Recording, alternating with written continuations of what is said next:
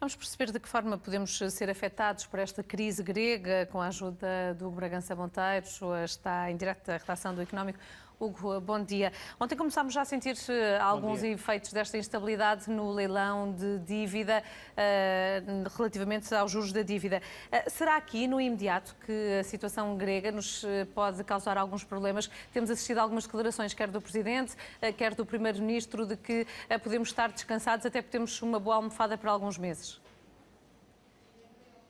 Bom dia, a questão é mesmo essa. Para já, Portugal pode estar descansado e, pegando nas palavras do Primeiro-Ministro, a realidade é efetivamente diferente ou muito diferente daquela que Portugal tinha em 2011, até em 2012 e 2013, em parte, e esse, digamos, é o grande player, é o grande fator dominante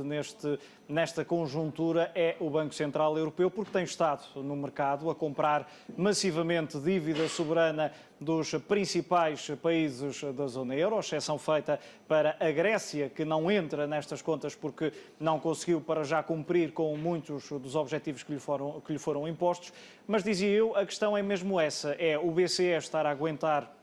todo este cenário, estar a comprar, estar a manter as taxas de juro, ainda que estejam a sofrer alguma volatilidade, e dizias em relação ao leilão de ontem, por exemplo, assistimos a uma subida, embora em maturidades curtas, mas a uma subida ligeira dos juros, algo a que não estávamos habituados, nós, Portugal, nos últimos leilões, mas ainda assim é importante que se tenha consciência que, se não fosse o BCE nesta altura, provavelmente a subida de ontem seria bem mais acentuada, assim como nas principais maturidades, nas principais linhas, os juros estariam certamente bastante acima, não apenas de Portugal, é um facto, e se olharmos, por exemplo, para a referência que é do mercado, a maturidade a 10 anos, ainda há 3, 4 meses estávamos a olhar diariamente para o momento em que desceriam para baixo do nível dos 2%. Ora, nesta altura mantêm-se e afastam-se cada vez mais para cima dos 3%. O mesmo acontece, por exemplo, com a dívida alemã, na mesma maturidade, que se aproxima cada vez mais de 1%. Ora, se recuarmos esses 3 ou 4 meses, estava sensivelmente a 0,2%, a 0,3%. Portanto, nenhum país está imune a esta situação grega. Há aqui uma garantia a médio prazo, ou seja, até ao final de 2016, por parte do BCE, vai estar no mercado a comprar massivamente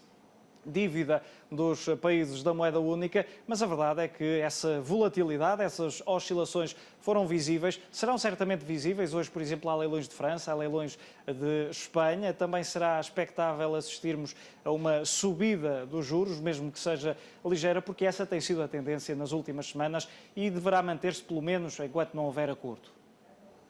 Hugo,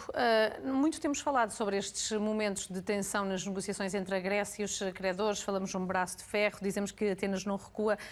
Em concreto, o que é que está aqui em causa? Em que pontos é que a Grécia não quer recuar de forma a poder poupar dinheiro? Na última semana falou-se e avançou-se um número, era curioso até, as notícias davam conta que pela primeira vez a Comissão Europeia falava em on sobre as negociações, ou seja, até agora, em todo este processo negocial que se tem prolongado por 4 meses, aquilo que ia saindo eram fontes ligadas às negociações, eram membros do governo grego ou elementos da Comissão Europeia, mas nunca eram ditas na primeira pessoa. Aquilo que aconteceu na última semana foi que a Comissão Europeia, na primeira pessoa, redigiu um comunicado onde dizia que as divergências entre o governo grego, ou a Grécia, se quisermos, e os parceiros credores do país, a diferença, o que estava em cima da mesa era uma diferença de 2 mil milhões de euros, relativos essencialmente ao aumento do IVA em produtos de primeira necessidade, por exemplo, a mais cortes nas pensões e a mais duas ou três medidas que poderiam passar essencialmente por mais austeridade para o país. Ora, se pensarmos que o país tem uma dívida que corresponde a 174% do PIB, se pensarmos que esse valor em numerário representa sensivelmente 323 mil milhões de euros, parece-me muito pouco provável que as divergências sejam de apenas 2 mil milhões de euros. Acima de tudo, e de resto não é novidade, esta é uma questão política, ou seja, o Syriza no governo, se perder aquelas que são as suas bandeiras de campanha, se deixar ceder a austeridade, como defenderam durante a campanha eleitoral, perderá o comando, perderá a mão neste governo, e as manifestações têm surgido, embora algumas de apoio, mas também muitas contra este afastamento da Grécia da Europa, e a verdade é que parece-me que é esse o cenário mais importante nesta altura, é que se o Syriza cede, perde o governo. Desculpa, Gui, podemos mesmo equacionar nesse contexto não só a instabilidade política, mas depois também, em consequência, uma Grécia fora do euro? Eu ontem falava com alguns economistas internacionais, professores universitários, que me diziam, e este é um caso estranho neste sentido, eles diziam que, por um lado, queriam ver, não gostavam necessariamente, mas queriam ver a Grécia fora do euro porque seria algo de novo, seria um case study, não é conhecido, as próprias normas da zona euro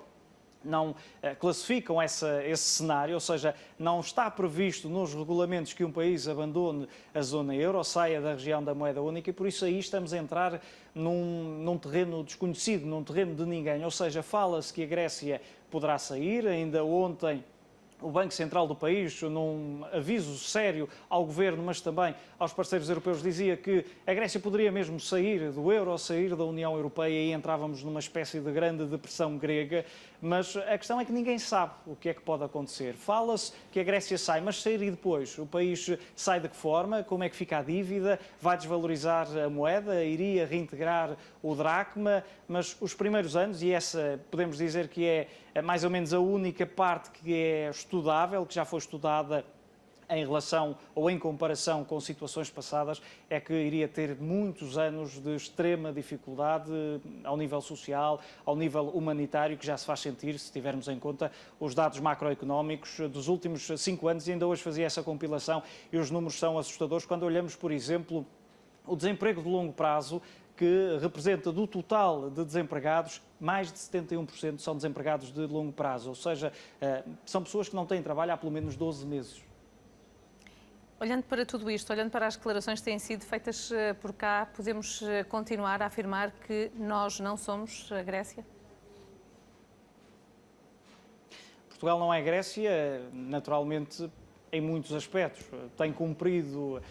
de regra geral, com aquilo que lhe foi pedido, imposto pelos credores, pelos parceiros europeus. Daí também esta recompensa por parte do BCE ao comprar dívida, recompensa depois refletida nos juros sobre a dívida portuguesa nas emissões no mercado primário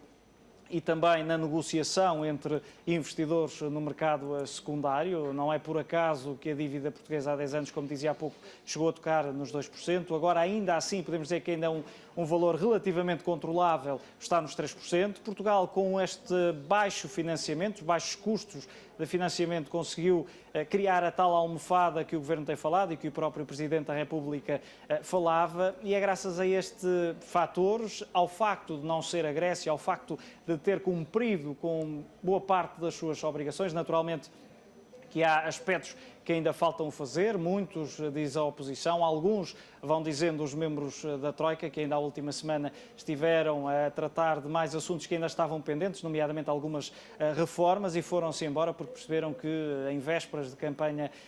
para as legislativas o Governo poderá não querer optar por esse caminho ou não vai optar por esse caminho. Ainda assim, há aqui aspectos que foram cumpridos, e esses aspectos, a regra geral, e as medidas são conhecidas de todos os portugueses nos últimos 3, 4 anos, a verdade é que depois a grande recompensa, se quisermos simplificar ao máximo, a grande recompensa é o juro baixo nos mercados e a consequente almofada que foi criada, e que dá aqui alguma margem também de tempo. Imaginemos que a Grécia, nos próximos meses, a curto prazo,